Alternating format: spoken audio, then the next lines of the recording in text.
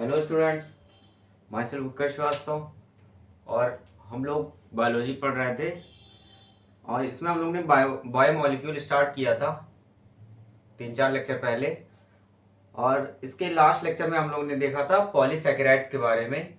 Polysaccharides के बारे में क्या क्या देख चुके थे हम लोगों ने? देखा था मोनोसैकेराइड, ऑलिगोसैकेराइड्स और पॉलीसैकेराइड्स, मतलब कार्बोहाइड्रेट्स के बारे में पढ़ रहे थे। अब उसका फर्स्ट पार्ट हम लोग पढ़ चुके थे। अब यहाँ पे देखेंगे और ये भी देखा था कि जो ग्लाइकोसिडिक बॉन्ड फॉर्मेशन होता है वो कैसे होता है, मोनोसैकेराइड जैसे ग्लूकोज और राइबोज ये कैसे बनते हैं। फिर उसके बाद जब डाइसैकेराइड या पॉलीसैकेराइड जुड़ेंगे आपस में तो उसमें ग्लाइकोसिडिक बॉन्ड कैसे फॉर्म्ड होगा। अब इसके बाद आज हम लोग देखेंगे, पहले तो फॉर्मूला बनाना देखेंगे। डाइसैकेराइड है अगर कोई तो उसका फॉर्मूला कैसे लिखेंगे, या पॉलीसैकेराइड है उसमें 10 ग्लूकोज है या 11 ग्लूकोज है या 9 ग्लूकोज है तो उसका फॉर्मूला कैसे लिखेंगे। तो पहले देखेंगे हम लोग फॉर्मूला।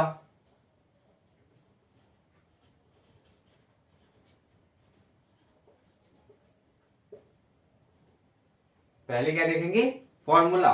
अब मान लीजिए हम लोग ने लिया माल्टोज, मान लीजिए माल्टोज लिया।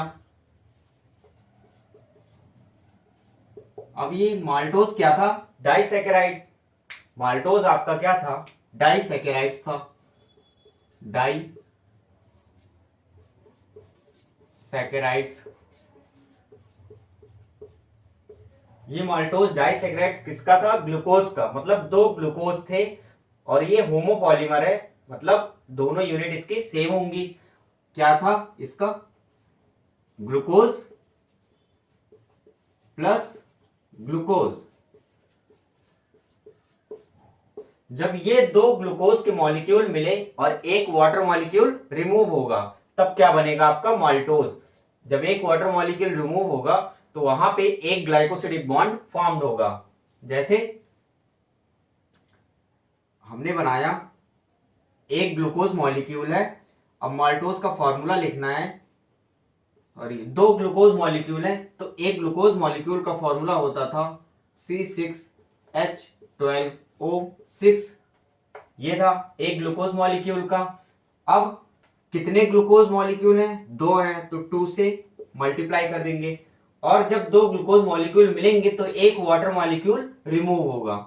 यहां से फिर एक वाटर का मॉलिक्यूल हटा देंगे। अब इससे मल्टीप्लाई करेंगे तो 6 दूनी 12, यहाँ पे 12 कार्बन और 12 दूना 24, यहाँ पे 24 हाइड्रोजन और 6 दूनी 12 और ऑक्सीजन कितने? 12। यहां से वाटर मॉलिक्यूल हटाएंगे, एक दो हाइड्रोजन निकलेगा, दो हाइड्रोजन और एक ऑक्सीजन, तो यहाँ पे क्या बचेगा? कार्बन तो ऐसे ही रहेगा C12 और दो हाइड्रोजन निकला तो यहाँ पे बचा H22। 24 में से दो हाइड्रोजन निकलेगा तो H22 और 12 में से एक ऑक्सीजन जाएगा तो O11। ये आपका किसका फॉर्मूला हो गया? माल्टोज का। ये माल्टोज का फॉर्मूला हो गया C12H22 और O11। C12H22O11 कैसे बना?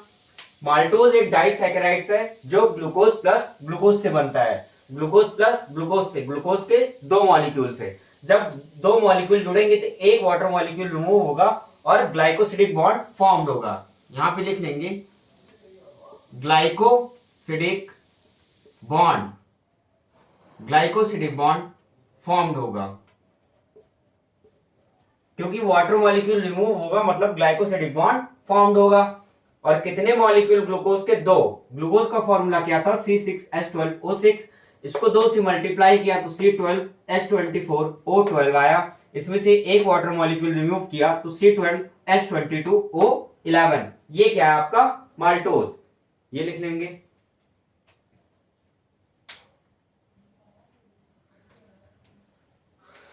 अब कोई पॉलीसैकेराइड ले लेंगे।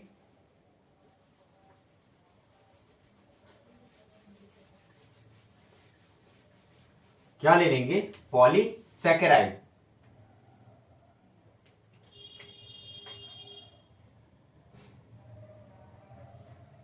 कौन सा? स्टार्च। स्टार्च एक पॉलीसैकेराइड होता है। ठीक। और कौन सा पॉलीसेकेराइड है ये? होमोपॉलीसेकेराइड, मतलब ये सेम यूनिट से बना होगा। तो मान लीजिए इसमें 10 ग्लूकोज से बना है starch, starch having 10 glucose molecule, starch having 10 glucose molecule. अब उसमें 2 ग्लूकोज थे क्योंकि वो डाइसेकेराइड था, तो कितने बॉन्ड बन रहे थे?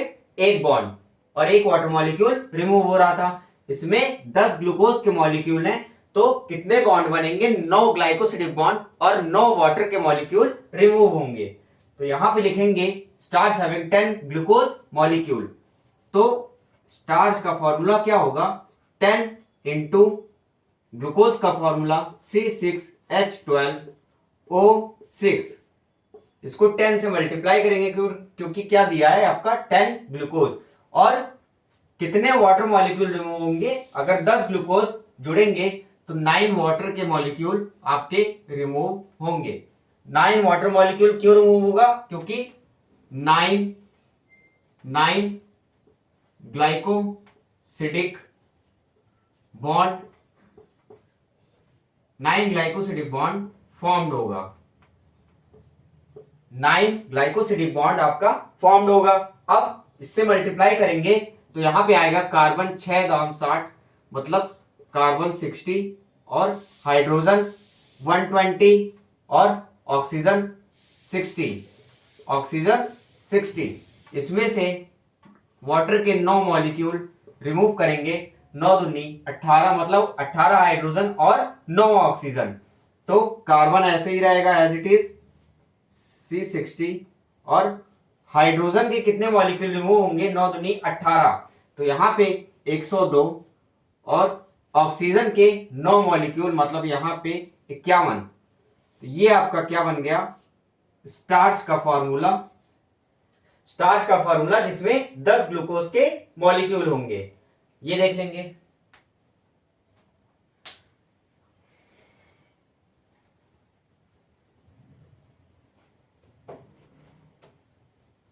अब इसके बाद देखेंगे रिड्यूसिंग शुगर के बारे में, थोड़ा सा देख लेंगे। रिड्यूसिंग शुगर क्या होता है? मतलब जितने भी मोनोसैकेराइड्स होते हैं वो सारे के सारी रिड्यूसिंग शुगर होते हैं। देखेंगे यहां पे रिड्यूसिंग शुगर। ये रिड्यूसिंग शुगर क्या होता है? जिनके पास फ्री एल्डिहाइड या कीटोन ग्रुप होता है। जैसे हमने बनाया था ग्लूकोज और राइबोज के पास उसके फर्स्ट कार्बन पे क्या बनाया था? CHO, मतलब एल्डिहाइड ग्रुप, और वो कैसा था? फ्री था, मतलब कोई भी अदर ग्रुप आके उससे जुड़ सकता था, तो उसको बोला गया फ्री एल्डिहाइड या कीटोन ग्रुप। और ये किसमें होता था? मोनोसैकेराइड्स में। ठीक, तो सारे के सारे मोनोसैकेराइड्स क्या होंगे? आपके रिड्यूसिंग शुगर। अब ये मोनोसैकेराइड या रिड्यूसिंग शुगर करते क्या है? एक होता है सोल्यूशन बेनेडिक्ट या फेहलिंग सोल्यूशन। इसमें क्या करेंगे ये रिड्यूसिंग शुगर? कॉपर 2+ को कॉपर 1+ में रिड्यूस कर देंगे। रिड्यूसिंग शुगर का काम क्या है? रिड्यूस करना, मतलब Cu2+ को Cu1+ में रिड्यूस कर देंगे। उन्हें को क्या बोला गया? Reducing sugar. यहां पे लिख लेंगे रिड्यूसिंग शुगर कौन से होते हैं? All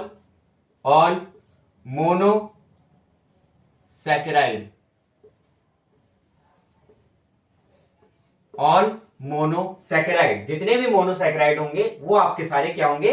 reducing sugar. या which have फ्री एल्डिहाइड मतलब CHO ग्रुप, फ्री एल्डिहाइड, और या तो फ्री एल्डिहाइड ग्रुप होना चाहिए या तो free ketone group. Free ketone, ये होगा आपका कीटोन।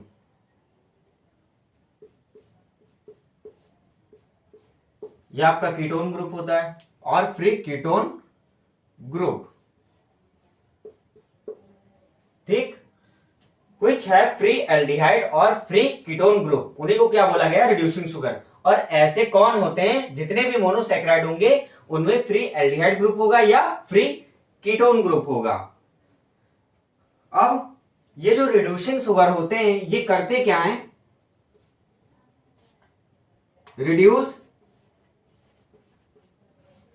Cu+2 को Cu+1, ये इसका ऑक्सीडेशन नंबर +2, इसका ऑक्सीडेशन नंबर +1, मतलब ये रिड्यूस हुआ, इसका क्या हुआ, रिडक्शन, इसका क्या हुआ, रिडक्शन, इसका इस कॉपर 2+ का रिडक्शन हुआ और कॉपर 1+ में चला गया। अगर ये कॉपर 1+ कॉपर 2+ में चला जाए तो उसको बोलेंगे ऑक्सीडेशन, लेकिन ये रिड्यूसिंग शुगर है इसलिए ये रिडक्शन कराएगा, रिड्यूस Cu2+ को Cu1+ में इन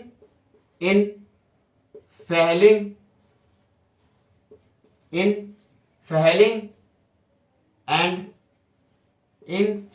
एंड बेनेडिक्ट सॉल्यूशन।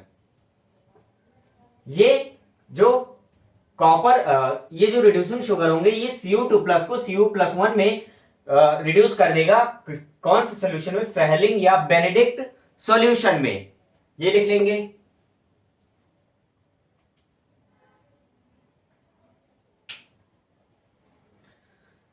ये जो Cu2+ होता है ये ब्लू कलर का होगा आपका, ब्लू, और ये जो Cu1+ होता है ये आपका रेड कलर का होगा। ये Cu2+ ब्लू कलर का होगा और Cu1+ रेड कलर का होगा, मतलब इसका रिडक्शन कैसे हुआ, ब्लू से रेड में, तो इसीलिए इन शुगर को बोला जाता है आपका रिड्यूसिंग शुगर। और इसमें सारे के सारे क्या होंगे, मोनोसैकेराइड्स, सारे के सारे मोनोसैकेराइड्स होंगे।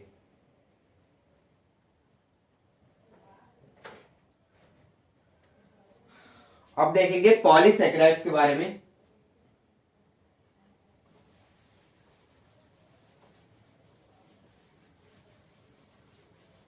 पॉलीसैकेराइड्स, और कौन से polysaccharides, homopolysaccharide, homopolysaccharides, glycogen, starch, inulin, ये सारी चीजें बताई थी होमोपॉलीसैकेराइड्स के एग्जांपल में। तो यहां पे देखेंगे होमोपॉलीसैकेराइड,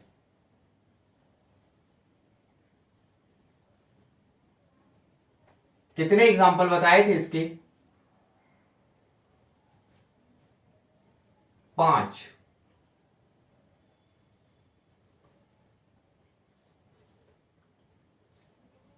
कितने बताए थे, 5 एग्जाम्पल। होमोपॉलीसैकेराइड मतलब जिनकी यूनिट सेम हो, सेम यूनिट से बना पॉलीसैकेराइड्स क्या होगा आपका, होमोपॉलीसैकेराइड्स। क्या क्या बताया था, स्टार्च, ग्लाइकोजन और starch, glycogen, inulin, cellulose, starch, glycogen, inulin, cellulose और काइटिन। तो यहां पे लिखेंगे पांचों के नाम, starch, glycogen, inulin, cellulose, starch, glycogen, inulin, cellulose और काइटिन,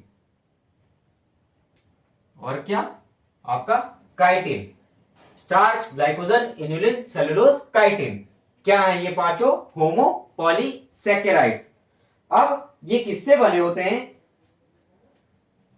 ये जो स्टार्च होता है ये अल्फा ग्लूकोज का पॉलीसैकेराइड है, मतलब पॉलीमर है, अल्फा ग्लूकोज, मतलब ये स्टार्च अल्फा ग्लूकोज से बना होगा और कई सारे अल्फा ग्लूकोज मिलके क्या बनाएंगे, स्टार्च।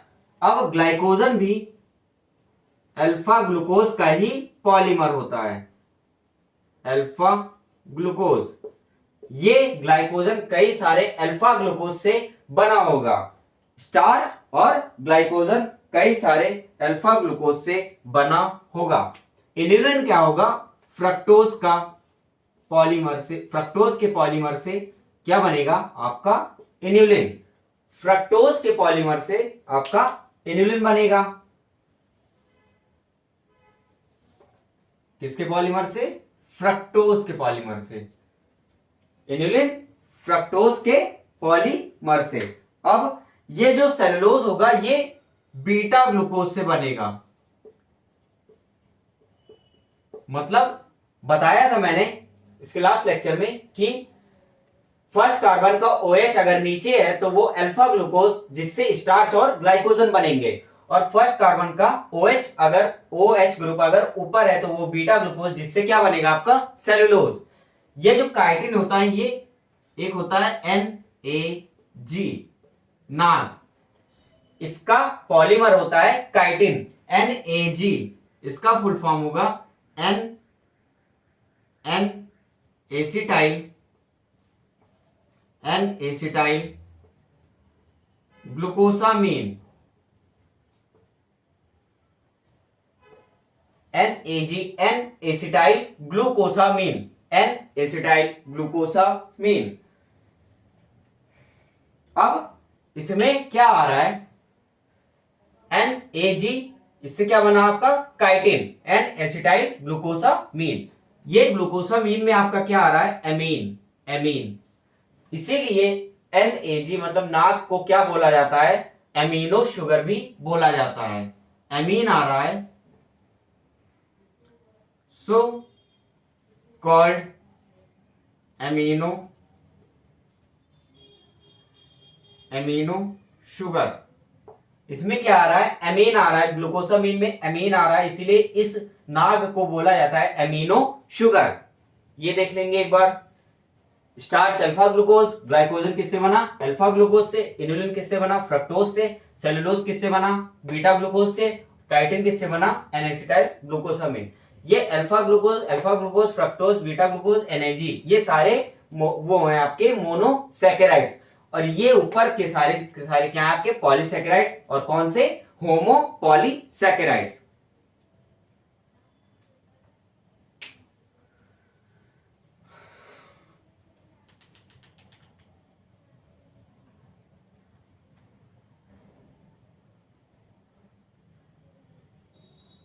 अब देखेंगे ये जो स्टार्च होता है ये क्या होता है आपका? स्टार्च जो होता है वो ब्रांच्ड होता है। मतलब इसमें स्ट्रेट चेन भी पाए जाएंगे और ब्रांचिंग भी पाई जाएंगी। ग्लाइकोजन भी आपका ब्रांच्ड होता है। ग्लाइकोजन भी आपका क्या होगा? ब्रांच्ड होगा। और सेलुलोज आपका अनब्रांच्ड होता है। सेल्यूलोज आपका अनब्रांच्ड होगा, मतलब इसमें ब्रांचिंग नहीं पाई जाएगी। काइटिन भी आपका अनब्रांच्ड होगा, अनब्रांच्ड। इसमें भी ब्रांचिंग एब्सेंट होती है, इसमें भी ब्रांचिंग नहीं पाई जाएगी। ये भी क्या होगा आपका? Unbranched, unbranched. अब लास्ट लेक्चर में बताया था कि जो स्ट्रेट चेन होती हैं उसमें जो पॉलीसैकेराइड जुड़ते जाते हैं, जो मोनोसैकेराइड जुड़ते जाते हैं स्ट्रेट चेन में, तो वहां पे बॉन्ड कौन सा बनेगा? Alpha 1,4 glycosidic bond, alpha 1,4 glycosidic bond. जहां पे ब्रांचिंग आ जाती है फिर वहां पे बॉन्ड बनता है अल्फा 1,6 ग्लाइकोसिडिक बॉन्ड। तो इन दोनों में ब्रांचिंग है, इन दोनों में ब्रांचिंग है, तो स्ट्रेट चेन वाली भी होगी, अल्फा 1,4 भी होगा, और ब्रांचिंग पे अल्फा 1,6 भी होगा। वो कैसे होगा वो अभी आपको आगे बताएंगे। इन दोनों में अनब्रांचिंग है, मतलब ब्रांच नहीं है, तो इसमें केवल 1,4 ही होगा। ये बीटा है इसीलिए इसमें होगा बीटा 1,4 और इसमें 1,4 ही होगा। इन दोनों में 1,6 एब्सेंट होगा क्योंकि अनब्रांचिंग है। इन दोनों में 1,4 1,6 दोनों होंगे।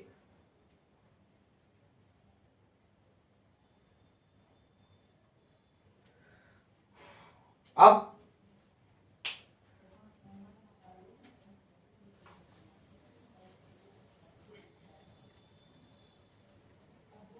स्टार्च क्या करता है, स्टार्च जो है वो फूड स्टोर करता है। प्लांट में जब फूड स्टोर होता है वो किसके फॉर्म में होता है, आपका स्टार्च के फॉर्म में ही स्टोर होता है। और एनिमल्स में ग्लाइकोजन के फॉर्म में फूड स्टोर होता है।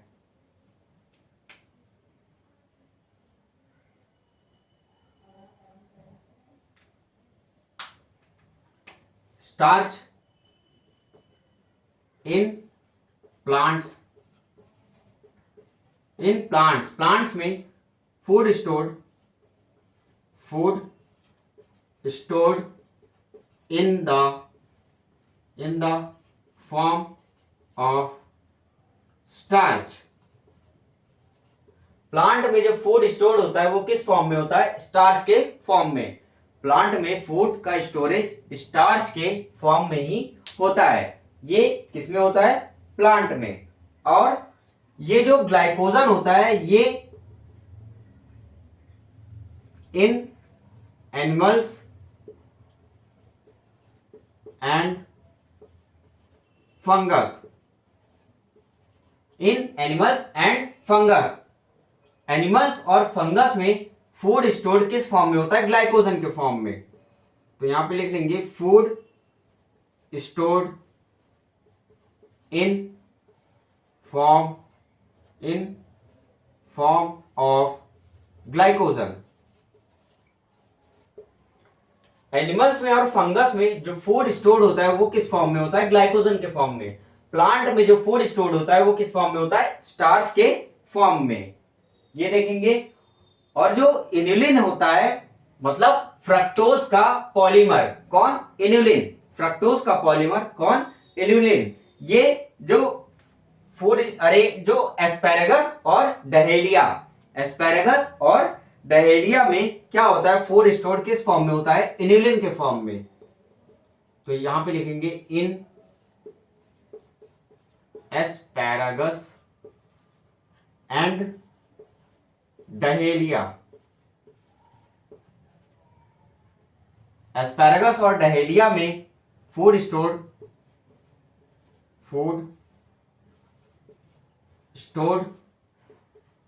इन द फॉर्म ऑफ इन्युलिन। और ये इन्युलिन किसका पॉलीमर है, अभी बताया था आपको, फ्रक्टोज का। किसका, फ्रक्टोज का। ये इन्युलिन किसका, फ्रक्टोज का पॉलीमर है। अब जो सेलुलोज होता है, सेलुलोज ये क्या करता है, जो प्लांट की सेल वॉल होती है वो सेलुलोज की बनी होती है। पेपर, कॉटन, ये सारी की सारी चीजें सेलुलोज की बनी होती हैं। यहां पे लिख लेंगे सेलुलोज मतलब plant cell wall made up of cellulose, made up of cellulose.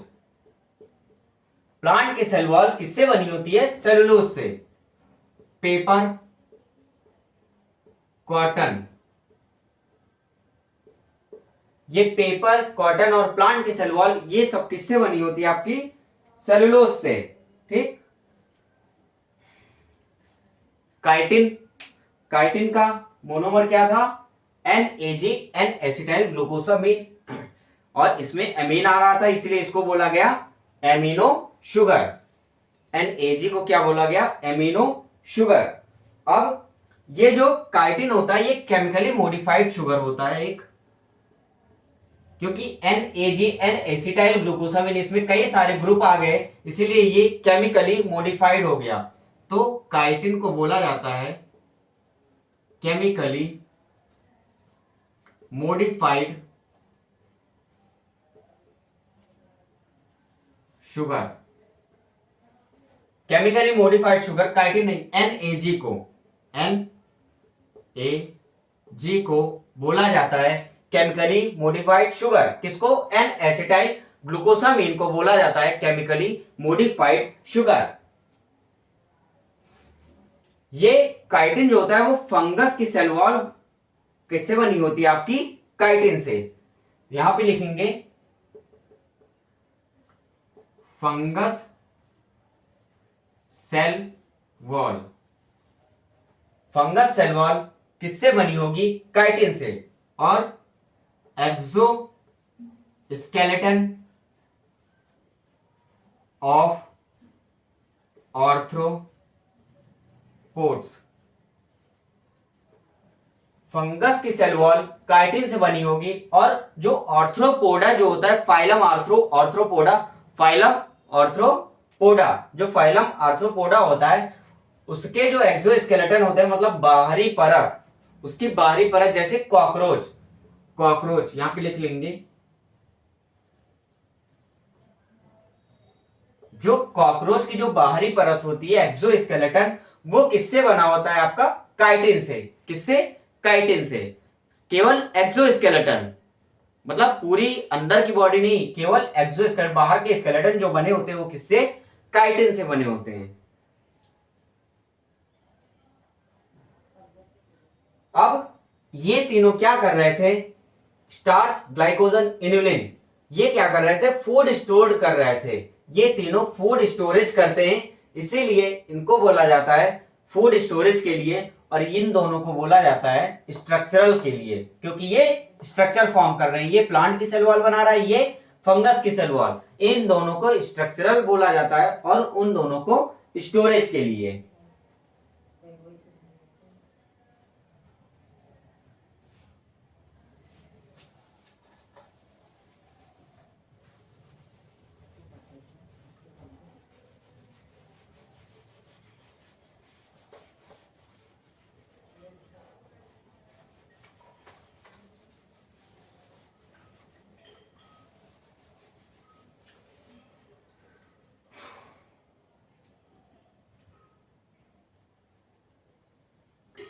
इन तीनों को क्या बोला गया? Storage polysaccharide. इन तीनों को क्या बोला गया?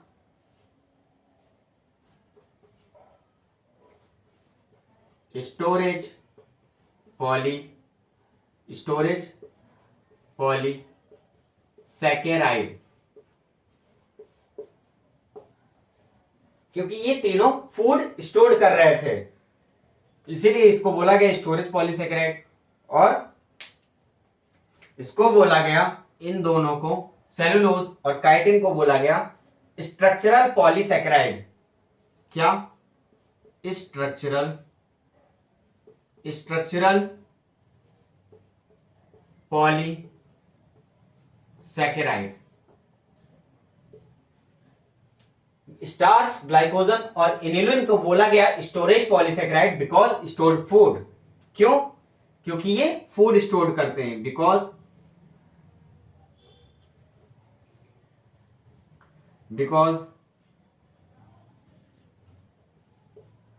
स्टोर्ड फूड, क्योंकि फूड इन्हीं के फॉर्म में स्टोर्ड होता है। स्ट्रक्चरल पॉलीसेकेराइड क्यों बोलते हैं? क्योंकि ये स्ट्रक्चर फॉर्म करते हैं, बिकॉज फॉर्म स्ट्रक्चर, या ब्रैकेट में लिख लेंगे cell wall, because form structure या सेल वॉल। ये आपका क्या है? Homopolysaccharides.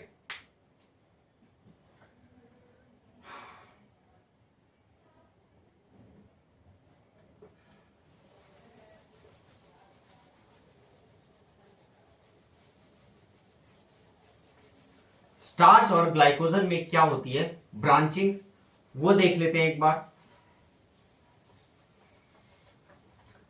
Starch and glycogen,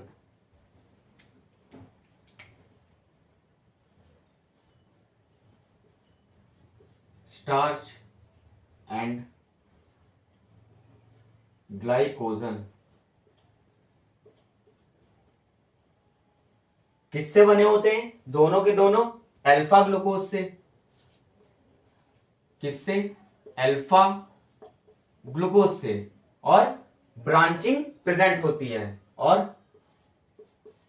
branching present होगी, मतलब ब्रांचिंग प्रेजेंट होंगी, ब्रांचिंग पाई जाएंगी किसमें? स्टार्च में और ग्लाइकोजन में, दोनों में क्या होगी आपकी ब्रांचिंग प्रेजेंट होंगी। और किससे बने होंगे ये आपके अल्फा ग्लूकोज से दोनों।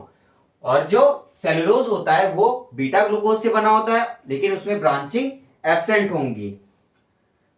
तो यहां पे देखेंगे स्टार्च एंड ग्लाइकोजन। देखिए ये बनाया था हमने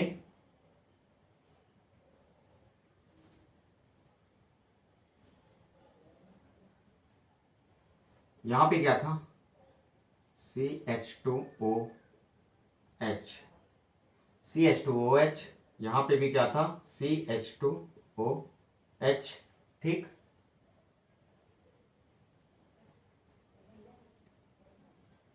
यहां पे ग्लाइकोसिडिक बॉन्ड बना था किसके किसके बीच में, 1 और 4 के बीच में, 1 2 3 4 5 6, छठा कार्बन यहां पे 1 2 3 4 5 और ये 6।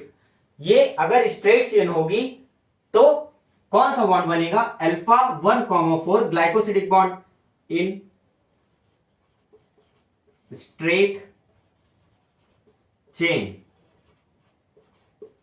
कौन सा बॉन्ड बना, alpha 1,4 glycosidic bond, alpha 1,4 glycosidic bond. अब अगर यहां पे ब्रांचिंग हो गई, ये स्टार्च और ग्लाइकोजन दोनों के लिए है, यहां पे देखेंगे। अब अगर यहां पे ब्रांचिंग हो गई, मान लीजिए ऊपर कोई बन गया ऐसे O, और ये कोई आपका ग्लूकोज का मॉलिक्यूल ऐसे ही ऊपर भी बना दिया। और फिर अब यहां से क्या होगा, ये 1 2 3 4 5 और यहां से CH2OH, ये कौन सा कार्बन है, 6 कार्बन, ये कौन सा कार्बन है, 6 कार्बन। तो यहां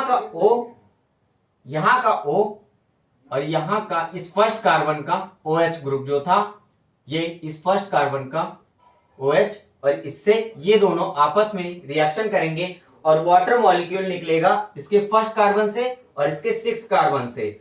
तो ये जो ब्रांचिंग पाई गई, यहां कोई ब्रांचिंग थी, यहां पे कौन सा ग्लाइकोसिडिक बॉन्ड होगा, 1,6 अल्फा 1,6 ग्लाइकोसिडिक बॉन्ड।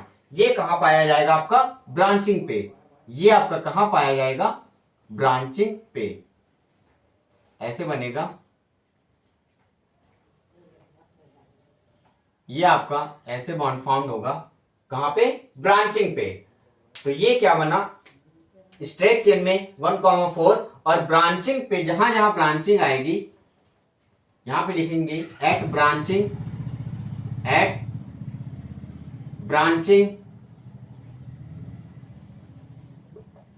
ब्रांचिंग पे अल्फा 1,6, क्योंकि इसके फर्स्ट कार्बन से और इसका छठे कार्बन दोनों आपस में कंबाइन हो रहे हैं और वाटर मॉलिक्यूल रिमूव हो रहा है। तो यहां पे 1,6 ग्लाइकोसिडिक बॉन्ड फॉर्म्ड होगा, ग्लाइकोसिडिक बॉन्ड। ब्रांचिंग पे अल्फा 1,6 ग्लाइकोसिडिक बॉन्ड और स्ट्रेट चेन होगी तो अल्फा 1,4 ग्लाइकोसिडिक बॉन्ड। क्योंकि ये स्टार्च और ग्लाइकोजन में स्ट्रेट चेन के साथ साथ ब्रांचिंग भी होती है, तो स्टार्च और ग्लाइकोजन में ये दोनों बॉन्ड पाए जाएंगे, अल्फा 1,4 और अल्फा 1,6। और आपका स्टार्च और ग्लाइकोजन ये, और सेलुलोज में वो सेलुलोज अनब्रांच होती है, इसीलिए उसमें केवल क्या होगा, बीटा OH उसका नीचे होगा, बीटा ग्लूकोज से बना था, तो बीटा 1,4 ग्लाइकोसिडिक बॉन्ड उसमें होगा केवल।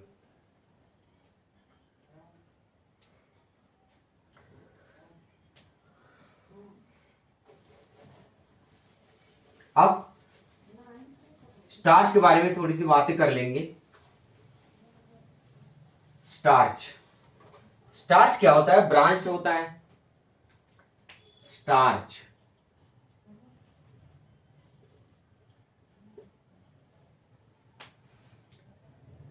स्टार्च अगर ब्रांच होता है तो वो सेकेंडरी स्ट्रक्चर जो प्रोटीन का था, हेलिकल वाला, राइट हैंडेड हेलिक्स, वो स्ट्रक्चर बनाता है। कौन? Starch. Form secondary helical structure of protein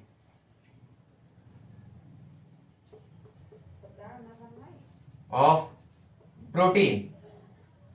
ये जो स्टार्च होता है वो जो प्रोटीन की सेकेंडरी स्ट्रक्चर होती थी अल्फा हेलिक्स वाली, उसी की तरह स्ट्रक्चर ये स्टार्च फॉर्म करता है। उसी की तरह स्ट्रक्चर स्टार्च फॉर्म करता है। क्योंकि ये क्या होता है? ब्रांच होता है। क्योंकि ये स्टार्च आपका क्या होता है? ब्रांच्ड होता है। क्योंकि ये स्टार्च क्या होगा? ब्रांच होगा। तो ये सेकेंडरी हेलिक्स वाला स्ट्रक्चर फॉर्म करेगा। जैसे ऐसे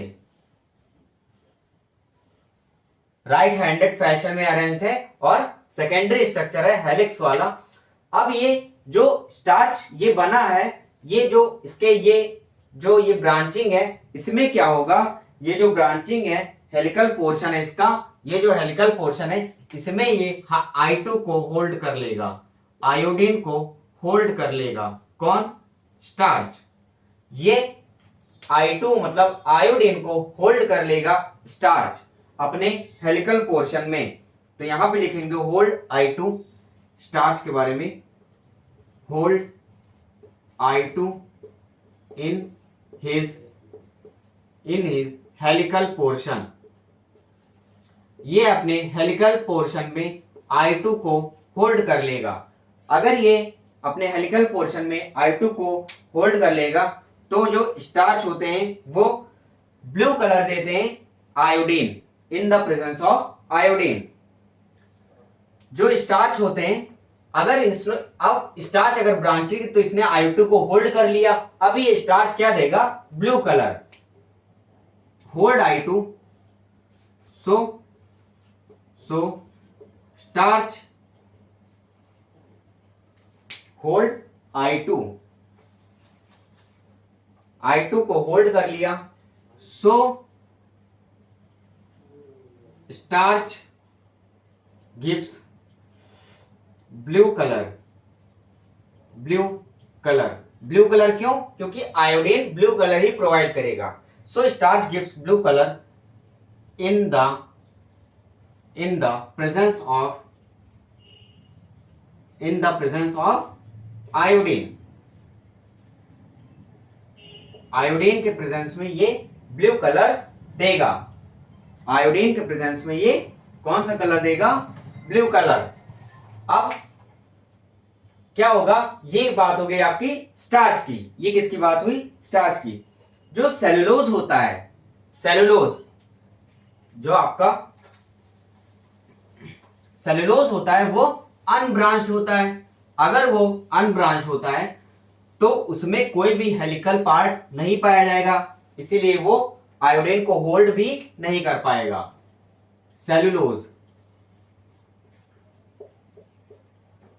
सेलुलोज क्या होगा आपका? अनब्रांच्ड होता है। कैसा होता है? Unbranched. So not contain cellulose कैसा होता है? Unbranched, so not contain helix.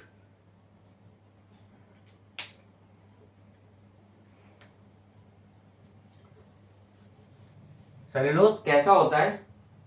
Unbranched,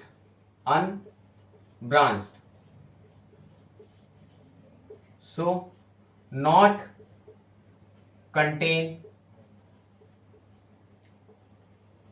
helix portion. अब अगर सेलुलोज अनब्रांच होगा और उसमें हेलिक्स वाला पोर्शन मतलब ऐसे वाला पोर्शन, ये वाला पोर्शन नहीं होगा तो ये I2 को भी होल्ड नहीं कर पाएगा। तो ये सो नॉट होल्ड